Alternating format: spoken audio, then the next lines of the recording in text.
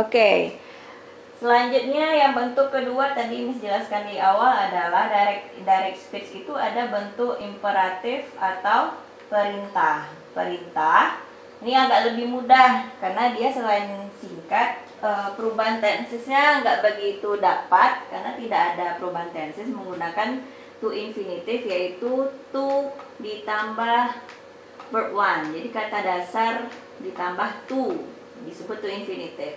Nah, yang berubah kira-kira apa, Miss? Yang berubah kira-kira adalah kata keterangan waktu, ya, seperti now menjadi then, yesterday, the day before, dan lain-lain. Nah, maka misalkan jelaskan, di sini juga ada dua bentuk, yaitu bentuk pertama positif, bentuk kedua negatif. Kenapa positif negatif? Kan ada yang namanya perintah dan larangan. Maka kalau dia kalimatnya berupa perintah, maka yang ini bentuknya. Kalau dia larangan, maka yang ini. Lalu ciri-cirinya apa, Miss? Maka pada directnya kita kalimatnya seperti ini contohnya.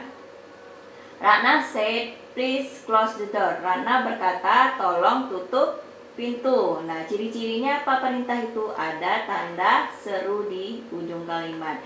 Dan biasanya yang namanya perintah itu langsung kata kerja perintahnya di depan. Maka perubahan tidak langsungnya seperti apa, Miss? Maka perubahan tidak langsungnya adalah setelah introductory verbnya ini, ya, maka diikuti tanda to infinitive atau kata kerjanya to infinitive.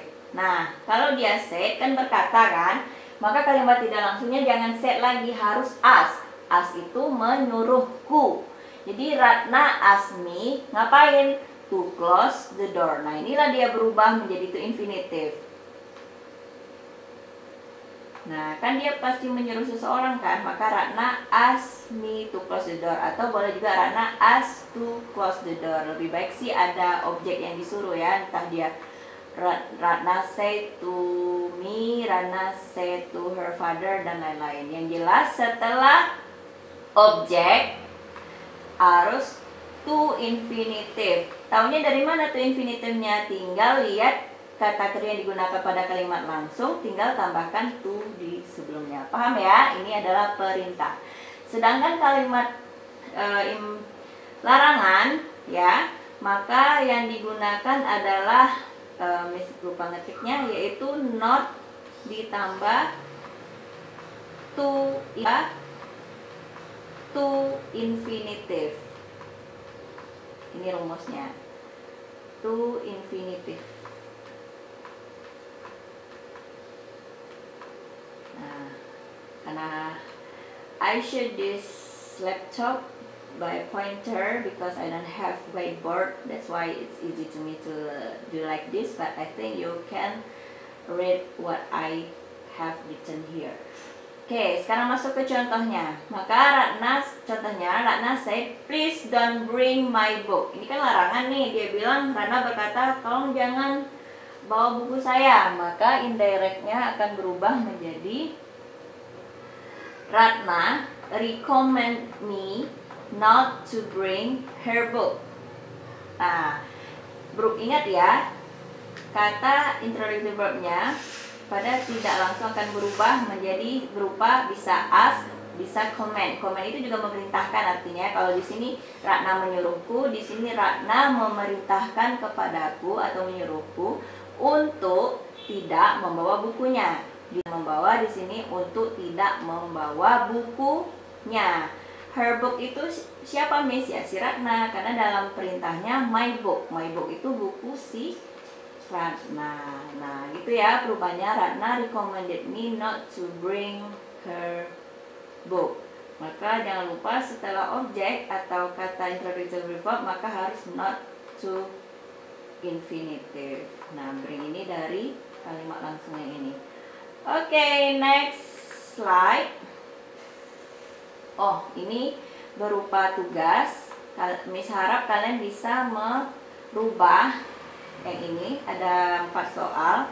Tolong merubah dari kalimat langsung ke tidak langsung. Ini untuk tugas imperatif. Nah, ini untuk latihan-latihan memperlancar kalian. Oke, ini imperatifnya ya. Oke.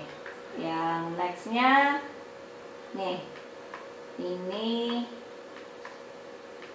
perubahan statement. Jadi jenis yang statement soalnya ini kalian rubah juga ke kalimat langsung, ke tidak langsung.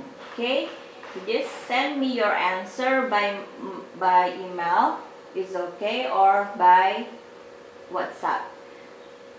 Yeah, if the slide is very fast to you, you can freeze this video and then you can write down the questions in your exercise book or notebook. Okay, I think that's all today.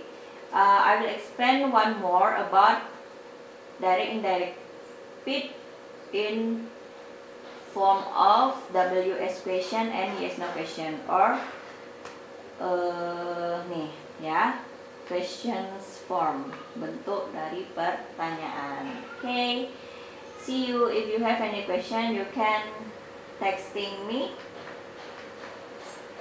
about this material. There are two kinds of direct indirect speech in this morning. Okay, thank you everyone. Don't forget to keep clean in your house. Don't go anywhere, just stay at home. But if you want to go to masjid, is okay ya, you have to, karena muslim wajib. Jangan takut soal corona kalau di masjid. Just use your belongings ya, like sajadah or mukena. Okay, thank you very much. Assalamualaikum warahmatullahi wabarakatuh. Bye everyone.